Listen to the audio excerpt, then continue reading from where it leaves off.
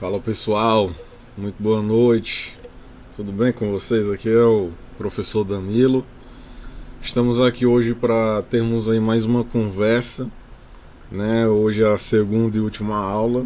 Nosso mini curso aqui, né, bastante rápido, mas bastante objetivo, né, mas com bastantes informações sobre como elaborar um projeto de pesquisa ainda de uma maneira rápida. E aí a gente tem uma proposição aqui dele ser em 30 dias, tá ok?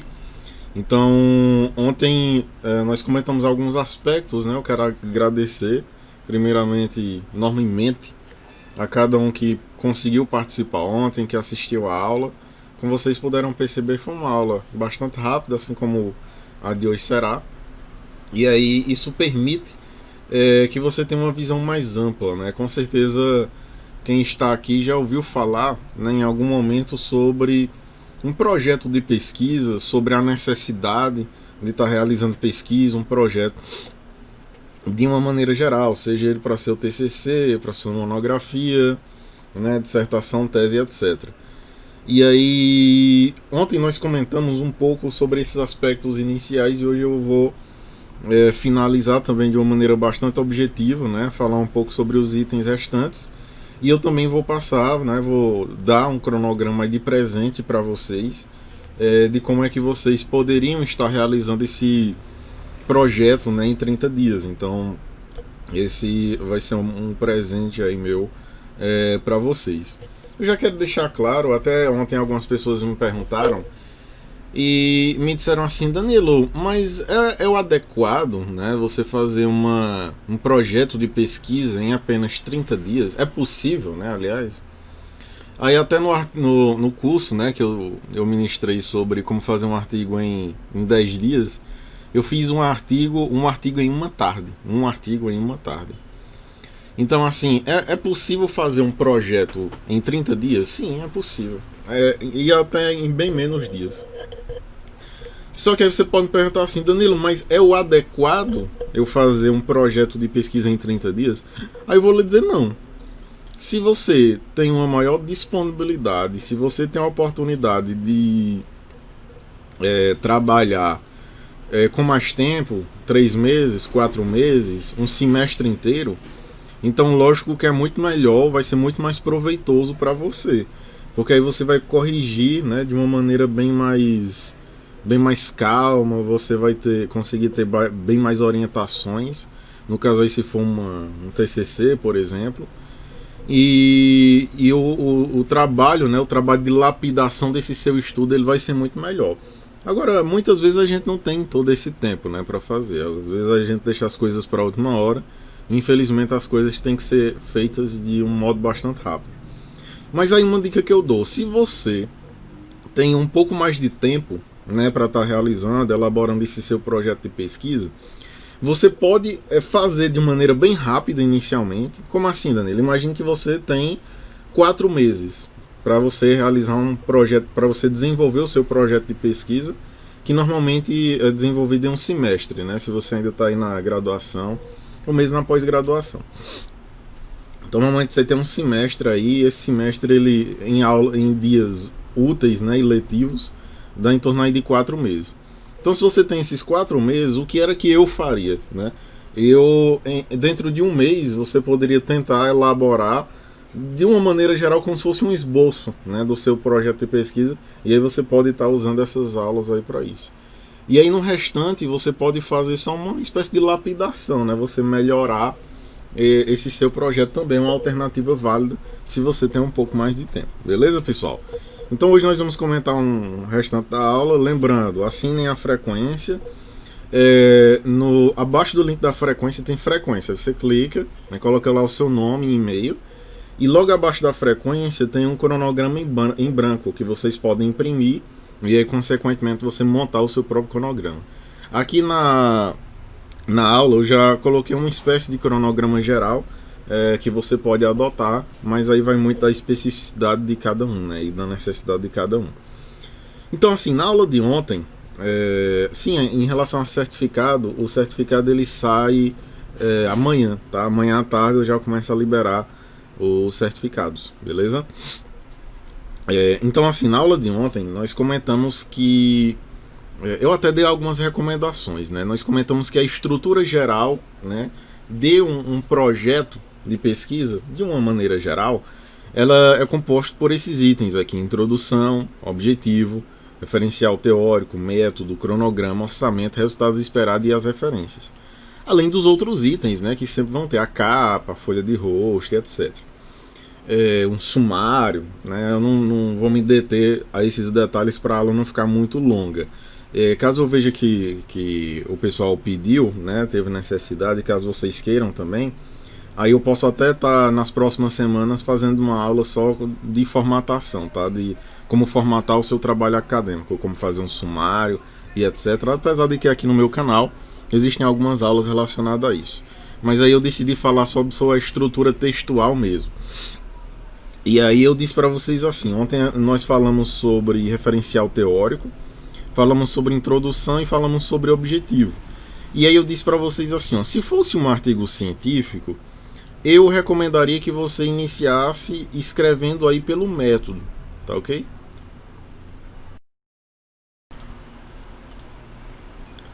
Então eu recomendaria que você iniciasse escrevendo pelo método. E se fosse um artigo científico, que você já vai ter que elaborar ele completo, né? Você já vai ter que elaborar a introdução, objetivo, método, resultados e discussão, porque aí você já tem realizado a pesquisa, seja ela uma pesquisa de campo, uma revisão de literatura, a partir de conclusão, né, ou considerações finais e as referências. Então, basicamente isso, né, ele é composto aí um artigo científico. Isso se fosse um artigo, né, eu recomendaria você começar pelo método. Como se trata aqui de um projeto de pesquisa e a necessidade de aprofundamento em relação àquele tema, né, que você vai trabalhar é muito grande, né, eu até falei ontem sobre algumas estratégias que você pode usar para estar elaborando aí uma boa pergunta de pesquisa, né? Eu disse que você pode ver algum problema que acontece na sua área, alguma coisa que você deseja descobrir, né, que ainda não se conhece muito bem. Você pode olhar notícias, né, recentes, algumas novidades da sua área. Isso ajuda muito a ter algumas ideias, né, a mais sobre o que escrever. E aí eu disse assim, se fosse um artigo, eu recomendaria escrever pelo método. Mas como é um projeto de pesquisa, eu recomendo você iniciar escrevendo pelo referencial teórico. Porque nós vimos ontem que é justamente pelo referencial ou revisão de literatura, e aí eu falei a diferença disso ontem, você basicamente vai aprofundar, você vai reunir várias informações acerca daquele seu assunto, e a partir dessa reunião você vai ficar com maior conhecimento teórico, vai ter mais propriedade sobre aquele assunto.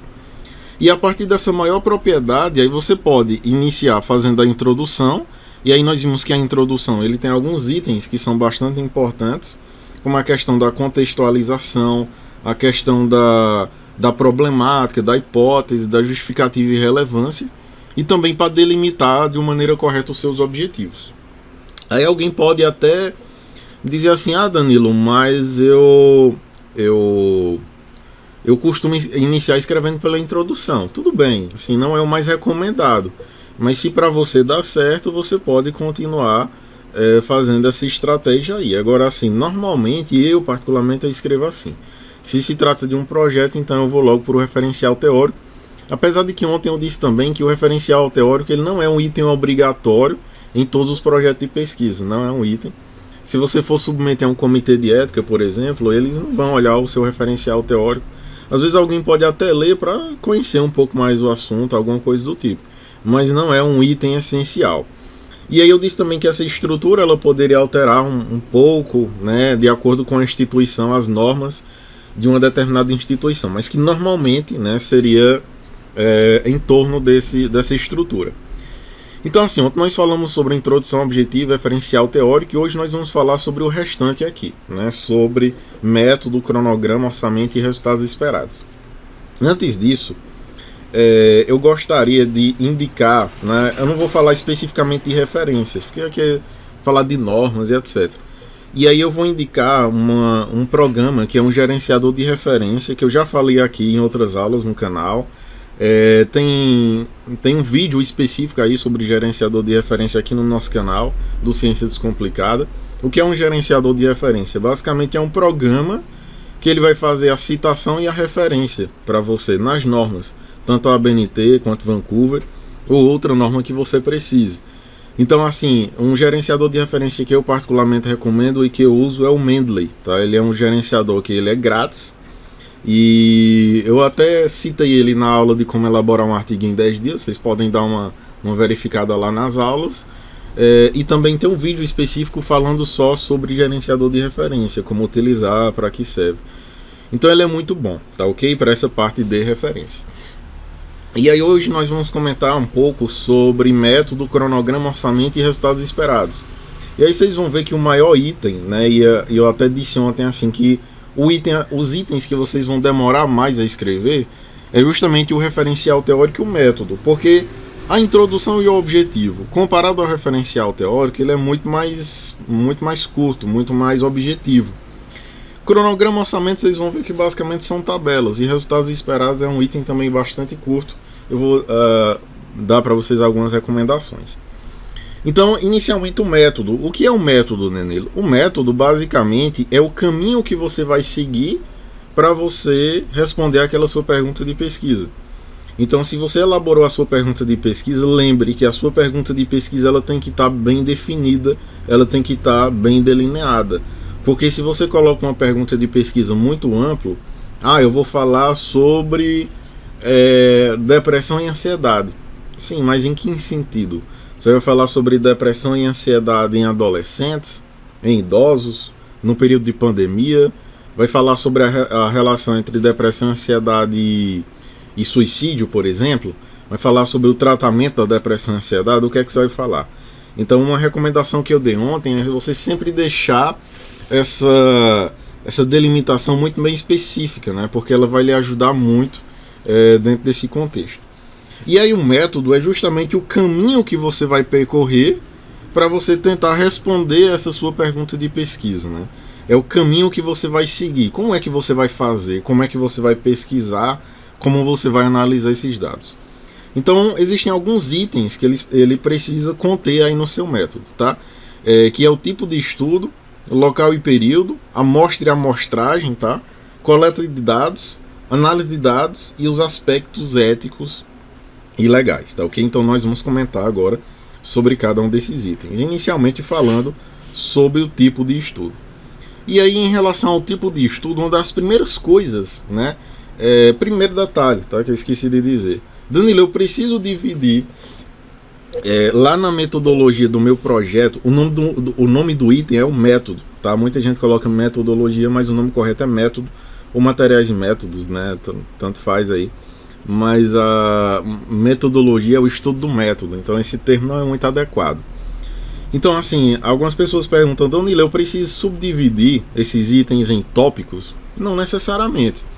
Normalmente o pessoal divide, tá? Normalmente o pessoal coloca tipo de estudo, aí escreve lá 1 ou 2 parágrafos falando qual é o tipo de estudo, local e período, aí escreve lá. Mas não que seja uma coisa assim obrigatória, você não é obrigado a fazer essa subdivisão, apesar de que normalmente o pessoal realiza essa divisão. Então, assim, em relação ao tipo de estudo, o primeiro item que você vai escrever é justamente esse tipo de estudo. Ou seja, o que é que você vai realizar? Qual é a sua proposição? Aqui a gente precisaria de uma teoria muito maior, né, para isso, porque o tipo de estudo ele vai estar muito relacionado ao tipo de tema que você vai pesquisar. Como assim? Imagine que estamos agora na época de pandemia e aí está se analisando muito tratamento, né, para a cura do Covid. Imagine que você inventou lá um medicamento X e aí você quer testar se esse medicamento ele serve ou não. Para você fazer isso, o mais adequado seria você realizar, por exemplo, um ensaio clínico. Porque no ensaio clínico, que ele é bem parecido com um experimento, né, entre aspas, você vai ver o que é que dá certo ou não. Por exemplo, você poderia selecionar um grupo de pessoas que você daria esse medicamento e outro grupo de pessoas que você só acompanharia, né, não, que a gente chama de controle, ou em algumas situações que não é feito mais, dado placebo, né, que a gente chama, né, que é um medicamento que ele basicamente não tem eficácia, não tem efetividade, ele não vai servir para nada. Então, nesse caso, o adequado para você seria realizar um ensaio clínico, que seria uma espécie de experimento. o que está se realizando aí no caso das vacinas, dos medicamentos aí para o Covid, muito ensaio clínico. Já se é de uma maneira geral, a grande maioria das áreas, né, optam por realizar algum desses tipos de estudo, ou um relato de experiência. Danilo, o que é um relato de experiência? É basicamente um estudo em que você vai relatar a sua experiência em relação a alguma atividade vivida. Imagina que você é professor e você aplicou uma determinada metodologia nova de aprendizagem para alunos de 10 a 12 anos. Então você pode relatar essa sua experiência, o que foi que aconteceu, deu certo, não deu certo, como você fez nesses itens. Então, um relato de experiência, um estudo de caso que é realizado em várias áreas. Então, pessoal, sei lá, de ciências exatas pode realizar um estudo de caso de uma determinada obra. O pessoal da área da saúde pode realizar um estudo de caso em relação a algum tipo de doença. O pessoal de administração, ciências contábeis pode realizar um estudo de caso de uma empresa. Um professor pode analisar um aluno que tem alguma deficiência, como um transtorno de déficit de atenção com hiperatividade, etc. Então, o estudo de caso basicamente é você escolher um caso, seja uma empresa, uma pessoa, e a partir dali você fazer uma análise, tá ok? Existe a revisão de literatura, que foi o que eu comentei em cursos anteriores. A revisão de literatura que ela é aplicável basicamente em qualquer área do conhecimento e que vai lhe permitir também ter uma visão geral. Danilo, tem como fazer uma revisão, um projeto de pesquisa de revisão de literatura? Tem. Porque o que é o projeto? É você se programar para você fazer uma pesquisa, né? Aqui no caso da revisão você pode fazer isso. Se programar onde você vai pesquisar, como você vai analisar esses dados, tudo bem? Existe ainda o estudo de caso controle, né? O estudo de caso controle basicamente e isso aqui a gente já trata mais na área da saúde, né? O estudo de caso controle são os casos que são as pessoas normalmente doentes e não doentes, no caso controle, né? Caso, pessoas doentes, por exemplo, pessoas com hipertensão ou pessoas com diabetes e pessoas sem diabetes. Então isso seria um estudo de caso controle. O estudo ecológico, muita gente acha que estudo ecológico ele tem a ver com ecologia, né? Com estudar sustentabilidade, a natureza, alguma coisa do tipo. Mas o estudo ecológico basicamente é um estudo grande, né? O mesmo estudo que é realizado em vários locais diferentes, às vezes em vários países diferentes, o mesmo estudo. E aí depois há uma comparação entre os resultados desses vários estudos, beleza? Um estudo de coorte, tá, pessoal? Também é muito trabalhado na área da saúde. É um estudo basicamente de acompanhamento. Então imagine que eu vou selecionar algumas pessoas, imagine que eu vou selecionar 50 pessoas, e aí dessas 50 pessoas, sei lá, 25 bebem e 25 não bebem. E aí eu vou acompanhar elas durante 10 anos para ver se no final de 10 anos as pessoas que bebem desenvolveram alguma alteração no fígado. Então um estudo de acompanhamento basicamente é um estudo de coorte. Um estudo transversal é basicamente quando você pega um grupo de pessoas e aí você analisa tanto fatores de risco quanto desfecho, né? Por exemplo, nesse caso, poderia selecionar um grupo de pessoas e ver quais daquelas pessoas já beberam ou bebem e tem alguma alteração de fígado. Então, naquele momento, um recorte ali temporal. Beleza? Uma análise econômica, um estudo de análise econômica é algo que está sendo realizado muito agora, que é basicamente assim, ó. Está se falando, por exemplo, sobre a vacina do Covid. E aí imagine que, sei lá, de repente a vacina sai aí, mas o pessoal diz assim, é R$1.000 a vacina. E aí você poderia realizar um estudo se perguntando o seguinte: será que compensa pagar R$1.000 nessa vacina, né, para a população de uma maneira geral? Será que ela é tão efetiva de um jeito, né, que vale esses R$1.000? Então isso aí geralmente é um estudo de análise econômica. E aí eu coloquei o comment aqui, que ele não é um tipo de estudo, mas é basicamente um tipo de artigo que ele é realizado. É como se fosse um resumo, o comment, vocês podem estar dando uma pesquisada depois. É como se fosse um artigo resumido, né? Como se fosse um resumo expandido, só que ainda menor. Geralmente um comment, que é um tipo de artigo. E aí há quem não considere também um tipo de artigo, mas é um tipo de produção científica, né? Vamos colocar assim. Então é um tipo de produção científica que ela é muito curta e geralmente ele faz um comentário sobre algum aspecto atual em que está se vivenciando. Além do tipo de estudo, é necessário que você aponte se você vai realizar esse estudo com uma vertente qualitativa, e aí eu vou já falar sobre isso, né? Uma vertente qualitativa ou quantitativa. A quali basicamente é quando você não vai trabalhar com contas, com números, você não vai fazer estatística. Normalmente se faz uma análise de fenômenos, né, em relação àquele tema. E a análise quantitativa, basicamente, quando você faz alguns cálculos, especialmente alguns cálculos inferenciais, né, algumas estatísticas inferenciais que você permite, né, através delas, retirar alguma conclusão acerca. Então, isso é um estudo quantitativo. Então, a primeira coisa que você vai descrever é justamente isso. Você poderia colocar, por exemplo, trata-se de uma revisão de literatura, né, integrativa, uma revisão integrativa da literatura com abordagem qualitativa. E aí algumas pessoas, quando se trata de projeto de pesquisa, ainda colocam assim, trazem uma definição. O que é uma revisão de literatura? Aí, segundo fulano de tal, a revisão, isso, são realizadas em tal espaço. E assim para os outros estudos, tá? E aí, a vertente qualitativa é definida como isso e aquilo, segundo o autor tal. Então, normalmente a primeira coisa que se escreve é isso, tá? O tipo de estudo. Um outro aspecto que você vai ter que colocar é o local e o período onde vai ser realizado. Exemplo, imagine que você vai realizar um estudo de campo. Você vai a campo, você vai coletar dados das pessoas, você vai entrevistar as pessoas, por exemplo. Então, deve ter um local onde você vai encontrar essas pessoas, não é assim? Então você vai encontrar essas pessoas em uma escola, em um hospital, na rua. Você vai na casa dessas pessoas, você vai encontrar numa unidade de saúde, onde? Né? Vai ser numa universidade. Então você tem que colocar o local e o período, tá? O período em que você vai realizar esse estudo, se é no segundo semestre de 2020, se é nos meses de setembro e outubro de 2020, ou fevereiro e março de 2021. Então você tem que colocar esse período de uma maneira bastante clara. Uma dica que eu dou, já falando aqui de aspectos éticos e legais, é não colocar o nome da instituição, se você for fazer um estudo de campo, o nome da instituição onde você vai fazer esse estudo, beleza? Por quê, Danilo? Imagine que você vai fazer um estudo sobre transtorno do espectro autista em uma escola. E aí você identifica que naquela escola X tem 30 crianças com o transtorno de espectro autista, né, o autismo. E aí, se você produz um artigo, alguma coisa, e alguém lê, alguém pode dizer, nossa, mas na escola tal tem 30 pessoas. Então, assim, isso às vezes gera alguns problemas éticos, tá ok? Então, assim, quando você for colocar esse local, por exemplo, se for uma escola, basta você colocar assim, a escola de ensino fundamental da cidade X, a escola de ensino médio da cidade X.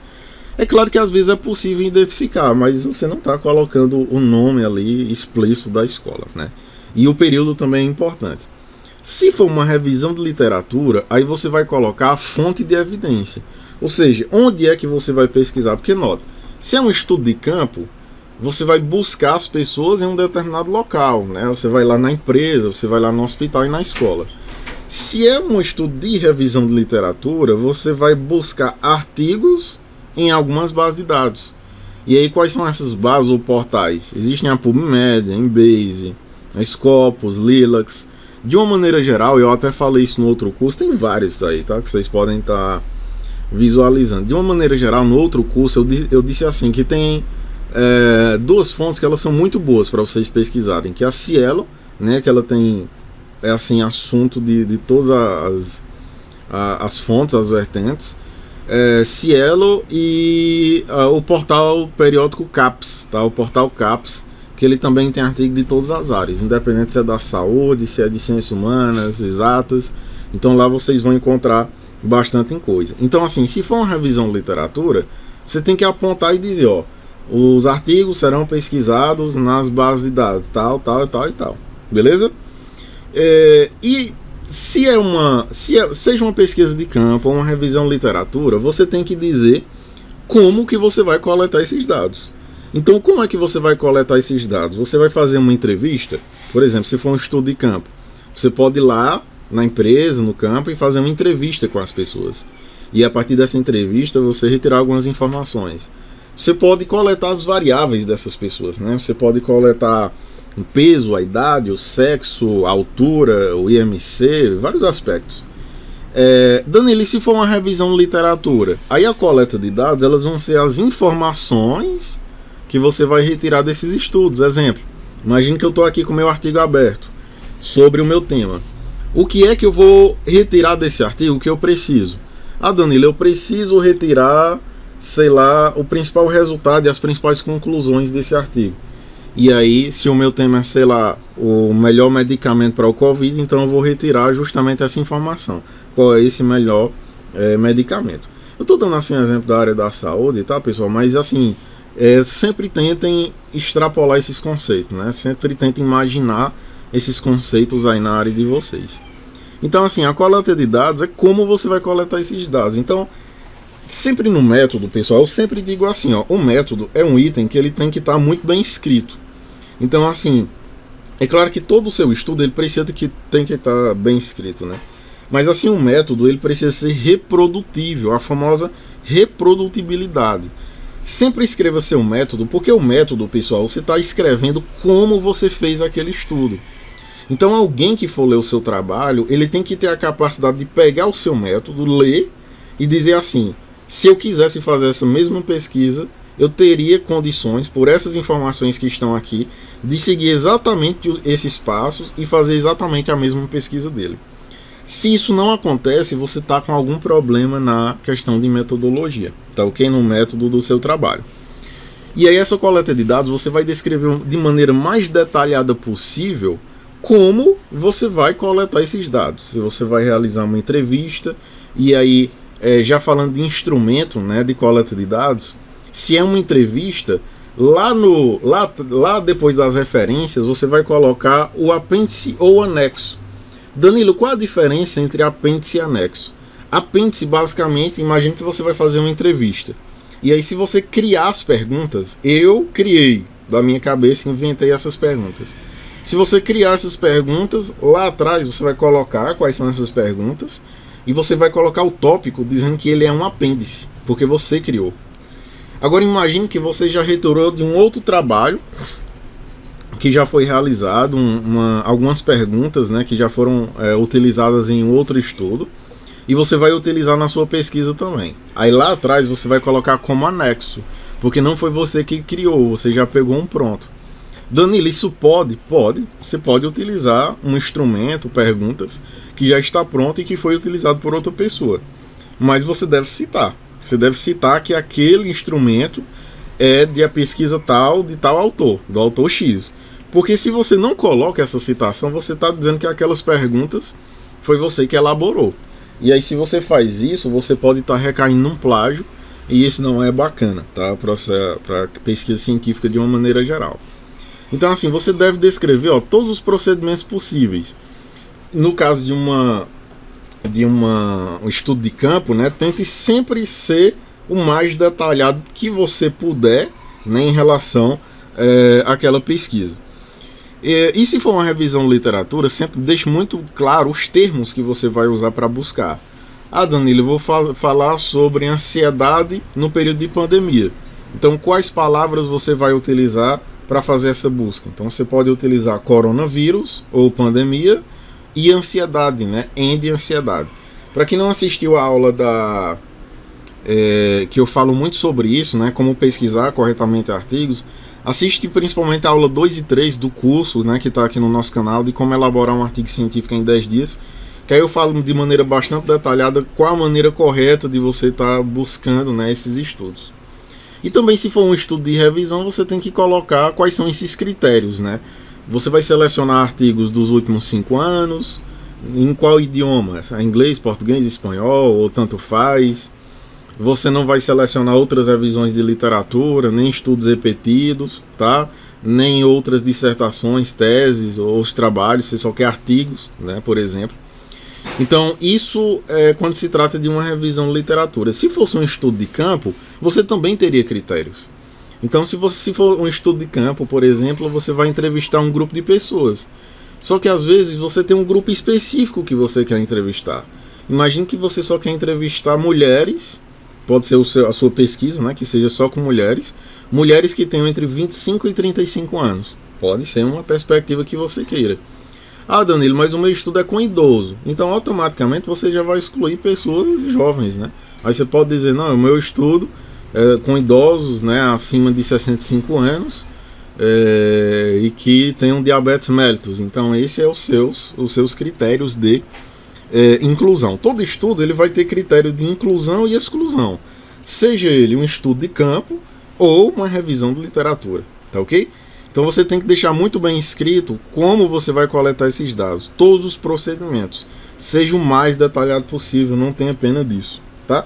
E também descrever, se for aí uma pesquisa de fazer entrevista, você pode colocar aqui já no método, não as perguntas, mas do que é que se trata essas perguntas. Você vai colocar assim, ó, serão realizadas uma entrevista abordando o assunto XYZ, né? E aí lá atrás, depois, no apêndice ou no anexo, você vai colocar as perguntas realmente que serão realizadas, beleza? Lembrando, o método é o caminho que você vai seguir, né? Você vai seguir, você não está seguindo no momento, pelo menos não é o que se espera, e você também não já realizou, então você ainda vai fazer. Consequentemente, os verbos, eles são no futuro, tá? Então assim, você vai descrever que os dados serão coletados em uma escola X. O instrumento que será utilizado, serão realizadas algumas perguntas referentes a tais e tais assuntos. Então é sempre na perspectiva que você ainda vai fazer, né? Você ainda vai elaborar. É também muito necessário que você aponte como você vai analisar esses dados. Ou seja, você vai realizar alguma estatística, quais estatísticas você vai fazer? Você vai usar algum programa específico, como o SPSS, o RevMan, o RStudio. Você vai realizar alguma análise qualitativa, como análise de conteúdo, usar algum programa como o Iramutec, tá? Assistam as aulas 2 e 3, tá, pessoal? Que eu falo bastante sobre isso. As aulas 2 e 3 do curso de Artigo em 10 dias, que vocês vão ter um bom aporte em relação a essas coisas, tá? E o que é que você vai fazer? Você vai elaborar tabela, gráfico, ou você não vai fazer nada disso? Você vai simplesmente descrever de uma maneira qualitativa. Então é muito necessário que você deixe muito bem claro como você vai analisar, né, esses dados aí da sua pesquisa. E um último aspecto aí que é necessário você descrever no método, no caso aí, se é uma pesquisa de dados secundários, se é uma revisão de literatura, você não vai precisar. Agora, se for um estudo de campo, aí você tem que se atentar a esse aspecto aqui, esse item, que são os aspectos éticos e legais. Danilo, o que é isso? Basicamente é você respeitar, né, algumas resoluções que existem com pesquisa com seres humanos, e também existem algumas pesquisas com animais, né, que aí vai ser outras resoluções, mas eu acredito que, eu acho que se tiver pouca gente aí, que é justamente a comissão de experimentos, né, e estudos aí de experimentação com animais, e aí que é o CEUA, né, e aí tem o CEP, que é o Comitê de Ética em Pesquisa, que é com seres humanos. Tá ok? Danilo, o que é isso? Não entendi nada. É basicamente assim, ó. Quando você vai realizar uma pesquisa, imagine que eu vou realizar uma pesquisa com vocês que estão me assistindo. Então eu posso fazer uma entrevista com vocês e aí você me dá uma resposta, né? E aí eu vou colocar no meu estudo, logicamente. Só que eu não posso, por exemplo, colocar o seu nome. Isso não é ético, colocar o nome da pessoa. Porque permite identificar. Imagine que você me deu uma opinião sobre um assunto e é uma opinião muito polêmica. Logicamente você não quer se identificar, mas você quer que a sua resposta ela apareça lá no estudo. Então tem algumas resoluções, por exemplo, na área da saúde é muito utilizada a resolução 466 de 2012, que ela trata de pesquisa com seres humanos. Já na área de ciências humanas e sociais, quando vai analisar a percepção das pessoas ou alguma coisa parecida, é utilizada aí a resolução 510 de 2016. Que elas falam basicamente isso, que você não deve identificar as pessoas, que você deve, né, você deve elaborar um documento que é chamado de TCLE, que é o Termo de Consentimento Livre e Esclarecido, que é basicamente um documento que vai assegurar, né, a pessoa vai assinar, lá vai ter todas as informações do estudo, de que trata o estudo, quais os objetivos, quais procedimentos a pessoa vai passar, se ela vai responder a alguma pesquisa ou ela vai se submeter a algum outro procedimento. Então tem lá todas as informações. E aí ela vai assinar dizendo que lhe autoriza, né? Se for uma criança, por exemplo, vai ter o termo de assentimento, que é para os pais também assinarem, autorizarem. Então, assim, é basicamente ela dizendo que autoriza você coletar aquelas informações e publicar, mas não identificando a pessoa, tá ok? E aí você pode usar siglas, você pode usar pseudonomes, tá? Isso daí fica a seu critério. O interessante aqui também nesses aspectos éticos e legais é que você tem que descrever os riscos e benefícios, se a pesquisa é com seres humanos, com animais, que a população vai ter. Então, assim, você vai estar descrevendo aí, por exemplo, a pessoa, se você vai fazer uma entrevista com a pessoa, ela corre algum risco? Aí você pode me perguntar assim, Danilo, mas qual é o risco que a pessoa correria se ela estivesse passando por algum tipo de entrevista? Vários, às vezes a pessoa pode ficar constrangida, às vezes você pode fazer uma pergunta que mexa muito com o emocional da pessoa e ela começa a chorar, e aí se acontecer isso, o que é que você vai fazer? Então muitas pessoas colocam que vão encaminhar, vão levar a pessoa para algum serviço de saúde, por exemplo, algo do tipo. Então é importante que você deixe esses riscos mensurados e quais os benefícios que os participantes da sua pesquisa eles vão ter. Então quando eles participarem da sua pesquisa, eles vão receber que benefícios? Logicamente esse benefício não é dinheiro, porque isso também não é ético, você dizer que vai dar dinheiro para a pessoa participar da pesquisa. Isso não é permitido pela questão ética. Mas você vai dizer que quais os benefícios? Eu estou realizando uma pesquisa que a partir do conhecimento que vai ser gerado nessa pesquisa vai melhorar, sei lá, a empresa da pessoa, vai melhorar o padrão de vida das pessoas que têm aquela doença. Então você tem que deixar isso muito bem claro. Eu esqueci de falar aqui na parte de coleta de dados e na parte aqui de local e período, que você também deve descrever, acho que eu falei superficialmente, os participantes da sua pesquisa. Então, se você vai realizar uma pesquisa, quem é essa população, né? Quem são essas pessoas? Que é aquela questão da amostra e da amostragem. Então, quem é a sua amostra? A sua amostra são crianças, são idosos, é uma empresa, são mulheres, são gestantes. Então, você tem que deixar isso muito bem claro, que aí vai entrar justamente aqueles critérios de inclusão e exclusão que eu estava falando para vocês. E a amostragem basicamente é como você vai selecionar essas pessoas. Imagine, você vai fazer uma pesquisa com alunos da 5ª série. E aí você entra lá numa sala e tem 50 alunos. Você quer realizar essa pesquisa com 50 alunos? Às vezes, não, eu vou realizar só com 10. Então esses 10 é sua amostra, tá? Os 50 é sua população, um pedaço desses 50 é sua amostra, e aí como você vai selecionar esses 10 alunos, seria a amostragem, que aí você poderia dizer que é por sorteio, você pode dizer que vai selecionar uma pessoa sim e outra não, tá? E por aí vai. Então todos esses itens, tá, pessoal, eles são essenciais de você estar escrevendo aí no seu método, tá? Na sua metodologia. Logicamente, dependendo do tipo de estudo, pode ser que surjam mais alguns itens, né?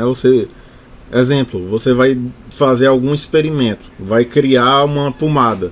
Então você vai ter que acrescentar o item dizendo como é o modo de preparo daquela pomada, quais materiais são utilizados e etc. Tá ok? Então tem que deixar muito bem explicado. Sempre tente escrever o método, pessoal, assim, pensa nas possíveis perguntas. E aí você pode pedir para alguém ler, né, e ver se ela entendeu de maneira completa, né, todo o procedimento que foi descrito que você irá fazer, né. E aí nós chegamos no outro item, que é o cronograma. Esses itens, pessoal, vocês conseguem fazer em 1-2 dias no máximo. Cronograma, orçamento, resultados esperados. Como eu disse, aí vocês vão ver no cronograma que eu coloquei no final, como eu disse, a parte que vocês vão demorar mais assim é a questão do método e do referencial teórico, e um pouquinho na introdução ao objetivo. Porque o restante do projeto ele é muito simples. Porque note só, o cronograma basicamente, eu até coloquei aqui um exemplo aleatório, mas aí vocês podem fazer o de vocês, de algumas atividades. Geralmente o pessoal coloca as atividades, e isso é colocado em uma tabela, né, o quadro, e aí ela vem normalmente em uma página, né, separada. Você coloca lá o item cronograma, aí coloca a tabela. Aí nessa tabela normalmente vem algumas atividades, desenvolvimento do projeto de pesquisa, submissão ao comitê de ética, início de coleta de dados, análise dos resultados, escrita e submissão do artigo e apresentação do relatório final. que pode ser o seu TCC, a sua monografia, etc. E aí, quando for elaborar esse cronograma, ó, aqui tem as atividades e aqui tem os meses, né, em que eles serão desenvolvidos. Ou seja, é uma perspectiva que você está fazendo uma certa programação de algumas atividades que serão realizadas, né, dentro aí da sua pesquisa, né, científica. E aí, algumas dicas que eu dou é usar o tempo que seu programa exige. Então, assim, se você está na época da graduação e aí você tem 6 meses para terminar o seu trabalho, então faça esse cronograma dentro desses 6 meses, né? Colocando 6 meses e o que é que você vai fazer em cada um desses meses. Aí, aqui eu coloquei um modelo, mas isso aqui pode variar muito. Isso daqui poderia ser cores, ó, eu poderia pintar essas partes aqui. Poderia ser só o X, poderia ser um sinalzinho, uma bolinha. Então isso daí indifere. Mas você tem que deixar claro quais os períodos, né, que você vai realizar essa pesquisa. Se você está no mestrado, por exemplo, então você vai ter 2 anos para fazer essa pesquisa, né, esse trabalho. Então faça essa programação ao longo desses 2 anos aí. Uma dica importantíssima que eu dou para vocês é justamente, por exemplo, se você vai realizar uma pesquisa de campo, como eu disse, você vai ter que submeter a um comitê de ética, né? Se for com pesquisa com seres humanos, se for com animais, ao seu. Imagine que você vai fazer uma pesquisa com seres humanos.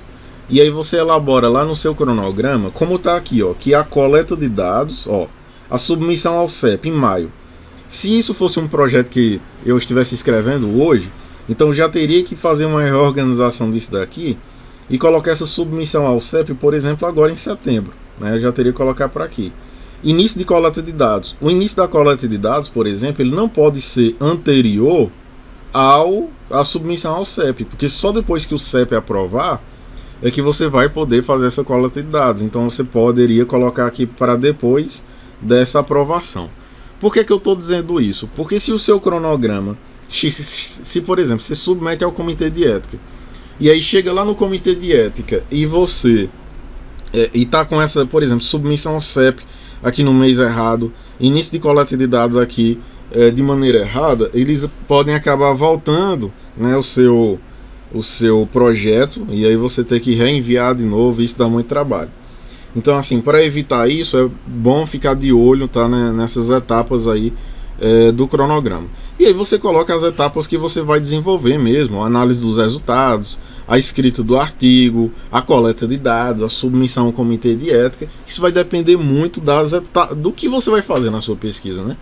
Se você fosse elaborar um novo medicamento, então você colocaria ali que era a etapa que você estaria no laboratório, quais os meses você usaria para elaborar aí esse novo medicamento no laboratório, beleza? Então o cronograma é bem simples, não precisa escrever nada, né? No máximo coloca uma frasezinha assim que o cronograma a seguir será usado para orientação, né, ou direcionamento para a realização da pesquisa. Então, basicamente isso, não tem nenhum texto explicando ou nada disso. Normalmente não, se você quiser colocar, também não fica incorreto.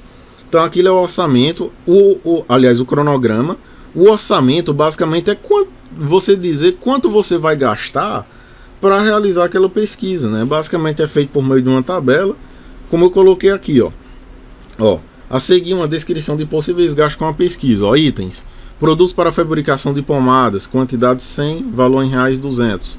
Impressões, quantidade 500, quantidade em reais 100 reais. Transporte, 30 transportes aí, valor em reais 150. E aí você vai ter que colocar quais os itens, né, você vai gastar com a realização dessa pesquisa. Uma dica que eu dou, pessoal, não coloque assim itens desnecessários, tá ok? Então não colocar, tive que comprar um lápis de R$1 e aí eu coloquei lá aqui, não. É claro que foi um gasto, né? Você vai ter que comprar para organizar suas coisas, mas evitem colocar esses itens desnecessários. Eu não estou dizendo que é para só você colocar itens caros, tá ok? Mas coloquem itens relevantes, por exemplo, você vai imprimir uma grande quantidade de papéis, é necessário, então você coloca esse gasto. Você precisou comprar uma impressora, precisou comprar um software, um programa para realizar a sua pesquisa, ou você está prevendo, né, que é a ideia aqui do projeto, você está prevendo que você vai ter que comprar um software para analisar os seus dados, então você coloca aqui o preço do software, tá? Então coloca umas coisas assim mais relevantes. e inclua a fonte de financiamento, né? Quem é que vai pagar por isso daqui? É você mesmo, como eu coloquei aqui, ó, todos os itens terão financiamento próprio. Ou é alguma instituição, é a faculdade. Não vai colocar que é seu pai ou sua mãe, tá? Ou algum parente seu. É só se for algum tipo de instituição, alguma coisa. Aí você vai colocar que é uma instituição de fora. Se for os seus parentes, aí você coloca que é o financiamento é próprio, tá ok? O orçamento, pessoal, também ele é só basicamente uma tabela ou um quadro que se coloca com, do modo como está aí no exemplo, os itens, né, que serão comprados, serão necessários, a quantidade e o valor em reais. E aí, por último, você pode colocar aqui até o total. Ó. Nesse caso aqui, daria R$450, que a pessoa gastaria com essa pesquisa. E aí tem pesquisas que podem gastar bem mais, né, em relação a isso. Os resultados esperados, alguns projetos não incluem, mas eu acho bastante relevante incluir. Porque assim, ó, é um projeto, então ele ainda não tem resultados, ele ainda não tem discussão, porque você não coletou nada, e muito menos conclusão ou consideração final. Então mas você espera encontrar alguma coisa, né? Você espera um resultado. E aí o que é que você espera? Como é que você vai escrever? Geralmente esses resultados esperados, eles são escritos em no máximo uma lauda, tá? Uma página. Uma lauda é uma página. Então, no máximo, uma lauda. E até bem menos. Geralmente o pessoal escreve de 2 a 3 parágrafos no máximo. É um item, ó, que ele não deve ser longo. Então, você não precisa escrever muita coisa. E é o que é que você vai fazer, ó. Imagine a seguinte situação. Que você vai desenvolver uma pesquisa analisando o suicídio, né, no estado do Ceará. O número de suicídios no estado do Ceará. Ou a sua pergunta de pesquisa é: quais as principais causas para o suicídio no estado do Ceará? Ponto de interrogação. Ou no estado de São Paulo, qualquer local. Então, quando você fizesse essa sua pergunta de pesquisa, você espera alguns resultados, né? Então, você espera, por exemplo, encontrar que boa parte da taxa de suicídio estaria relacionada à depressão e ansiedade, muito desenvolvidos agora no período de pandemia. Então, você poderia pensar isso, né? E aí é interessante que quando você for elaborar, né, esses resultados esperados, você olhar um pouco para a sua hipótese. Lembra da hipótese que você escreveu lá na introdução, que era basicamente uma resposta ao seu problema de pesquisa? Então olha lá para a hipótese, olha para os seus objetivos que você elaborou lá, verbos no infinitivo, tá? Não esqueçam disso. E aí, você olhando para isso daqui, a escrita dos seus resultados esperados, ela se torna bem mais palpável. E assim, pessoal, coloca aspectos possíveis, né? Não adianta você... eu espero acabar com a fome no mundo, eu espero acabar com toda doença que tem na face da Terra. Não, tem que ser coisas que elas sejam possíveis, né, de realizar. Então não escreve aqui muita utopia, né? Não seja muito sonhador, porque o seu tiro ele pode sair pela culatra, né? Como como se gosta de falar. Então não tem essa perspectiva assim muito utópica, né? Muito sonhadora. Mantenha os pés no chão, escreva um aspecto assim mais factível, tá ok? Então esses itens, pessoal, eles são justamente os itens aí de um projeto de pesquisa. E aí eu coloquei aqui um certo plano, tá? Que é um plano meu, mas aí eu coloquei aqui no link esse daqui em branco, que aí vocês podem imprimir, colocar aqui o início, o seu nome. Planejamento é tudo, pessoal. Se você começa a fazer um projeto de pesquisa e você não planeja, você não tem um certo cronograma a seguir, você acaba se perdendo, tá? No meio do caminho, e isso daí vai lhe prejudicar muito. E vai fazer com que você procrastine, né? Tem um vídeo também aqui no meu canal que eu falo de procrastinação, que vocês podem dar uma analisada. Mas olha só, eu coloquei aqui um certo cronograma para você elaborar esse projeto em 4 semanas, né? Que seria basicamente aí um mês. Então eu coloquei aqui que na primeira semana você tentasse, você pode usar um dia, né, para você definir a sua pergunta de pesquisa, né, um dia. Se você ainda não faz a mínima ideia do que escrever, passa um dia só imaginando qual vai ser a pergunta de pesquisa que você vai fazer. Conversa com pessoas, pensa na sua prática profissional, olha novas notícias que estão saindo na sua área para você ter uma ideia do que pesquisar. E a partir dessa ideia você vai, se você ainda não conhece do tema, né, principalmente, é muito interessante que você já parta para o item de referencial teórico, ou seja, você juntar literatura, livros, artigos, né, informações de diversas fontes, que a partir delas você consiga fazer uma junção dessas informações e você consegue ter um maior aporte de conhecimento em relação àquele assunto. Isso vai ajudar demais você a ter uma maior visão, né, do que trabalhar dentro daquela perspectiva. Agora sim, só comece a escrever o referencial teórico depois que você tiver essa pergunta de pesquisa bem definida, porque senão você fica escrevendo de uma maneira aleatória. Ah, vou falar sobre Covid, então você pode falar o mundo inteiro sobre Covid, né? Você tem que deixar bem específico para seguir aquela recomendação de ontem, né? Você ir do mais geral ao mais específico e ir afunilando, né, esses itens, né, do seu referencial teórico. Então o referencial teórico, como normalmente ele é um pouco maior, né, ele pode aí estar de 5 a 10 laudas, claro, depende das normas da sua instituição. Eu também deixei lá aqui, ó, primeira semana, escreveu o referencial teórico e na segunda semana você termina ele, né? Você começa na primeira semana, na segunda semana você termina. E aí na segunda semana, como é um item também simples, que nós vimos, tem no máximo aí 2 laudas, você já escreveria a introdução e o seu objetivo, né? A introdução com aqueles itens de contextualização, problemática, hipótese, justificativa e relevância, e os objetivos, objetivo geral e específico. Não coloque muitos objetivos específicos, tá, pessoal? Porque cada objetivo específico, quando você realizar a sua pesquisa, ele tem que virar um parágrafo na sua conclusão. E cada objetivo específico, ele tem que ser desenvolvido. Você tem que mostrar um resultado para ele e você tem que explicar aquele resultado. Então, com isso, o seu trabalho ele fica bem maior. Então, tente não colocar muitos objetivos, né? Os objetivos, eles devem, como eu citei ontem, só dar um aporte, né, para você chegar ao seu objetivo geral. Note que aqui na terceira semana eu coloquei só para você desenvolver o método. O método é um dos aspectos mais importantes aí do seu projeto de pesquisa. Então, na terceira semana, só ver a questão do método, escrever o método com calma. Uma dica que eu dou: veja outros trabalhos, veja outros artigos na temática e na sua área que trabalhem com aquele mesmo tema e veja qual foi o método que ele seguiu. Tente seguir o mesmo método, sempre na perspectiva de colocar os verbos no futuro, né, que será realizado. Não coloque a coisa do tipo foi realizado, porque já pressupõe que você fez. E como é um projeto, né, você está projetando, você está planejando algo que você ainda vai fazer. E aí na quarta semana, como eu disse e vocês viram aí, são aspectos bem simples, está elaborando aí a questão do cronograma, orçamento, que são basicamente tabelas, né, ou quadros que você vai fazer, os resultados esperados, que não vai dar mais do que uma lauda, sempre olhar para a questão da sua hipótese, dos seus objetivos, para você ter uma ideia, né, do que você espera encontrar com essa sua pesquisa, e aí você tem também tirar um tempinho para formatar, né, de uma maneira geral, colocar nas normas, conferir ortografia e gramática, etc. Você seguindo isso daqui, dá tranquilo para vocês realizarem um projeto de pesquisa em 30 dias. Como eu disse no início da aula, se você tiver um pouco mais de tempo, aí você pode dar um gás assim nos dias que você tem um pouco mais de tempo no início, né?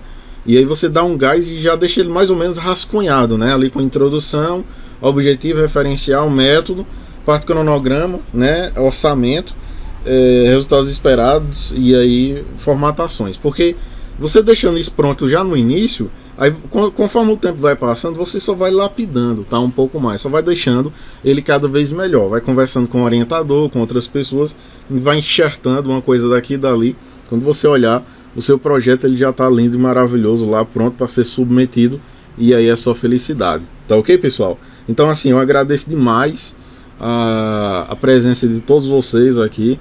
Eu espero que eu tenha ajudado um pouco vocês a abrir um pouco a mente a essa questão da realização de um projeto de pesquisa, que todo mundo que faz uma graduação, uma pós-graduação, um curso técnico, vai ter que fazer aí um projeto, ou mesmo um TCC, então é muito presente na vida acadêmica. Tá ok, pessoal? Muito obrigado. Ó, vocês moram aqui no meu coração. Um beijo aí no coração de todos, tenham todos uma boa noite, um forte abraço e até a próxima.